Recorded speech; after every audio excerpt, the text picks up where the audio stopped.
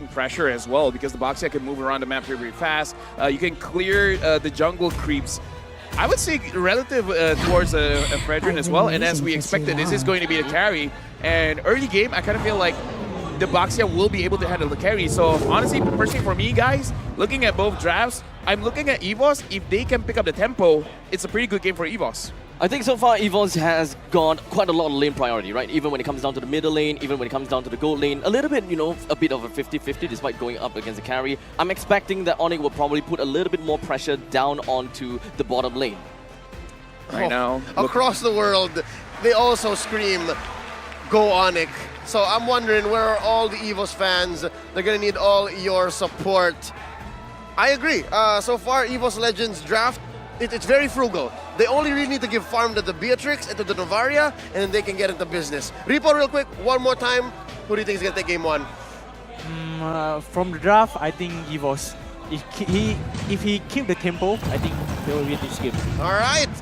Draft alone doesn't speak much, but let's get into game number one here, gentlemen. White Tigers going up against the Yellow Porcupine. We gotta see Evos Legends. Can they take up the tempo? Can they punish Onic? Let's go into game number one in this best of 5 series. All right, to talk about tempo, this is Boxia. This is probably one of the top ones or top 3 when it comes to controlling the tempo. You clear the lane so fast, you clear the jungle so fast, you might be able to overwhelm the Fredrin. I thought that the real interesting thing is that Evos Legends pretty much have lane priority for every single one of these lanes. So if they continue to really keep up with their rotations, Onic may actually lose quite a lot of these pressure right smack in the early game. Right now, Dreams as well. Honestly, looking at Dreams using this Diggy, I'm really interested to see what kind of roam item is going for. If it's going for the Encourage, I kind of feel like it's going to be very, very good for the team, especially if he's just making sure that he uses ult to make sure that Keyboy doesn't get a good engage. Now, I talked about the fact that Evos pretty much have got the priority as well as the fact that they've got more or less early game. But I don't see a lot of reliable stun, reliable lockdown, aside from the fact that Dream S does have the reverse time. Not gonna lie, man, I kind of feel like with this kind of draft, as long as Psychots as well as Taz can have a very good setup, like they could frontline, I kind of feel like everything else will be given to them for the damage coming in from Bronze as well as Hijime.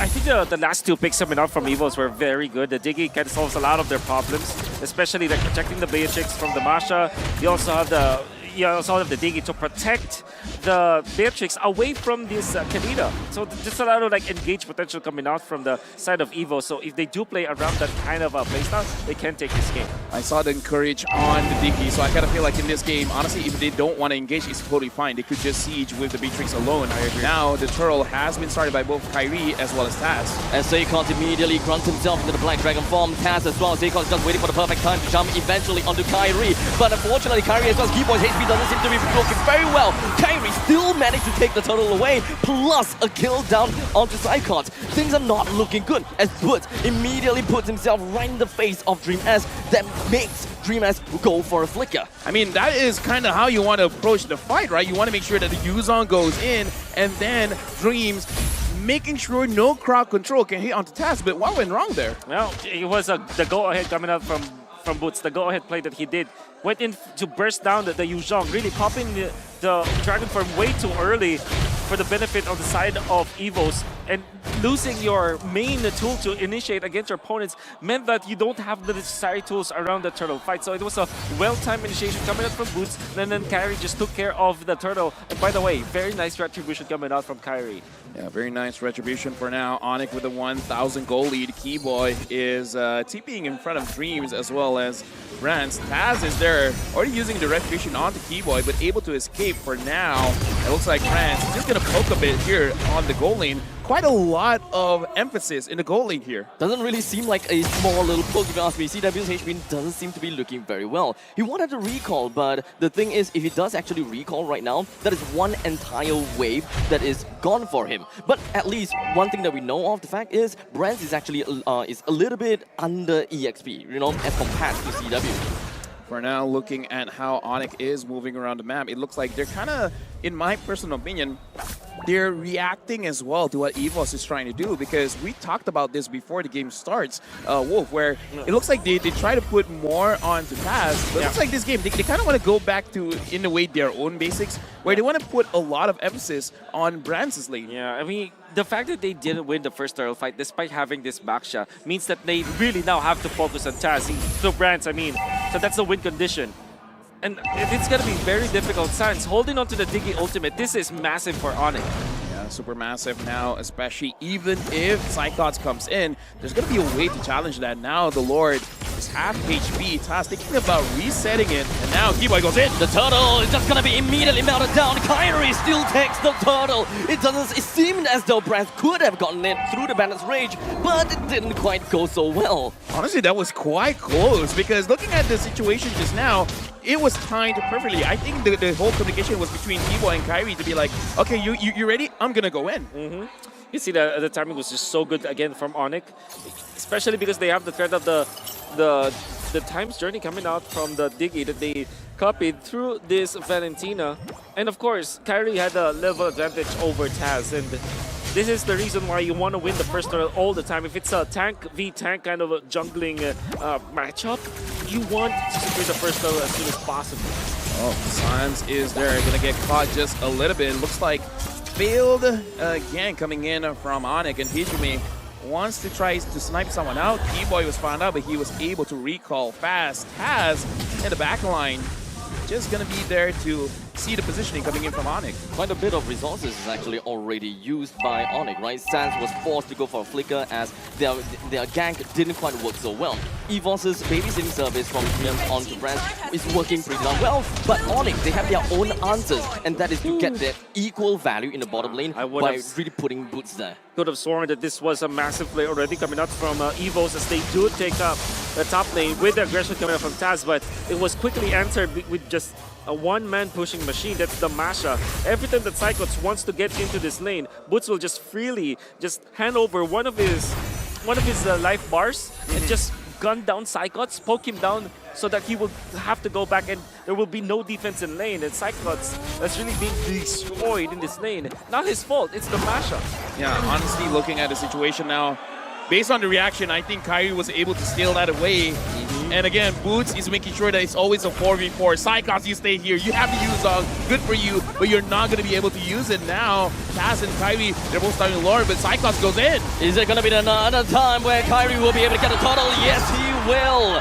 Onic only have got one thing in mind, and that is a turtle. Boots made himself all the way in front. He still had 3 health life bars. It's not going to be a problem. Keyboy immediately gets himself a rough waves, gets himself away. Hijumi as well as Dream S holds himself behind, understanding that Psychots as well as Taz is already dead. Right now, I gotta say, man, looking at how that last turtle fight went through, it looked like Taz was there. He was alone. The thing is, for Onic, they were not alone. We're gonna look at the replay. I kind of feel like Taz took too much free damage. For sure. So what they wanted to do was to take the turtle because they know that the retribution was already used up by Kyrie. And the solution coming out from the side of Onic Esports is to just go to Taz. Gun him down before he's able to steal off that turtle. And because of that, they just ran through. They just steamrolled over. Yeah, I kind of feel like if there were more bodies there, perhaps they could have done something to Onic. But the thing is, everyone was so far away. Taz was basically 1v3 at that point. And of course, the Astro Echo is just going to be taunting down, or rather hitting down the CW plus Kyrie. CW melts down Taz. Not much of a play that he could have made. Dude, at this point, Taz probably wants to get back on Assassin, man, and Boots dominating his lane. Again, tell us again the story. How is Boots winning against Icons? Well, it's literally just a matchup issue coming out from the Yuzhong versus the Mashup. Mashup 1v1 versus the Yuzhong just can't win. It will not be enough. There's so much life bars as well as so much damage that can come up from Boots, and he's got to a point where he can definitely one-shot marksman. Boy! Great rough wave. Kyrie comes in as a connection, but unfortunately Hijumi manages to get himself away. Okay, Hijumi almost died there. I'm pretty sure Keyboy has the Genius Wand. I'm not so sure if Hijumi has any kind of defense, because we're going to look at the in-game equipment, and no. I kind of feel like the only reason why Hijumi was able to survive was the HP on the Clock of Destiny. And of course the Time's Journey being utilized there. That kind of saved him. Boots is strong enough to kind of force out some of the the retribution already, which means the Lord will be super duper free for Onic. Dude, Boots is higher level than Taz, man. There's a lot of beefy front lines from the Yeah. side of Onic, and it makes it even worse that Evos just don't have a lot of ways that can actually deny Onic of these neutral objectives. Not much ways to really push Fredrin away, not much way to just lock him down, no suppress whatsoever. The only thing that they have is just reverse time. It's unfortunate because we were talking about the draft coming in from Evos where it's a lot of potential, right? But Yeah. you got to pick up the pace. You got to make sure that you have a very good start and you transition well. But so far, Onyx the one that is having their foot on the gas. I really just see this as more of like a snowball composition from Evos, right? They want to win their lane and just shove the lanes as fast as possible and eventually meet up and to really win in team fights. But that doesn't seem to quite be the case. Right now, looking at Onyx with a 9,000 gold lead. The Lord is marching up top. Boots is basically just there saying, yeah, you guys aren't going to go anywhere. Right now, Evos, how are they going to defend?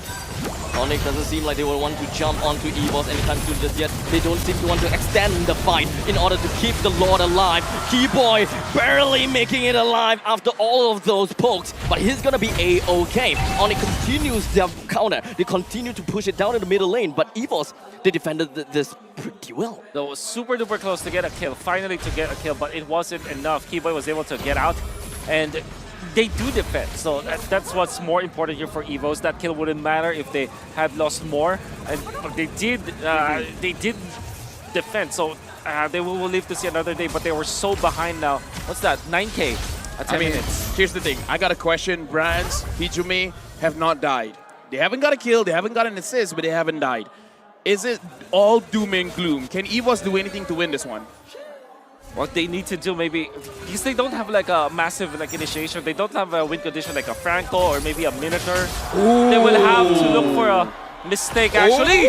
Okay, but no damage anyway. Yeah, no damage. damage. Yeah. I thought that there might be only one of the few ways is to just really get Hijumi as well as Brands to really work together to pull off the RNG Slay SG move, right? Yep. Immediately burst down the back lines, bring CW down, that's the win con gone. So this really plays the part where Onic gonna have to make that big of a mistake and Evos capitalizing on that small little margin of error.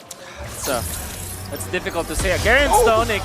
It did manage to flip CW though. His HP is all the way down to half, but it doesn't seem like the time journey would even be able to do quite much at this point in time. Oh His stream has my God. immediately melted down to the hands of Boots, but CW takes the last hit after all. Evos, they still have got 3 members left. They only want to defend the turret and not necessarily trying to get any more kills, despite the fact that Onic, their HP were looking to be, well, not that high.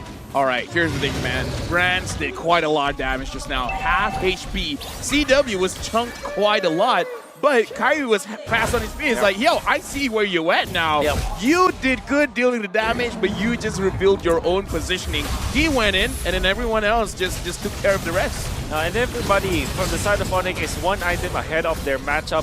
You can see the Fredrin with 8K versus almost just 5K for the Baxia. Also one big item ahead for the Marksman too.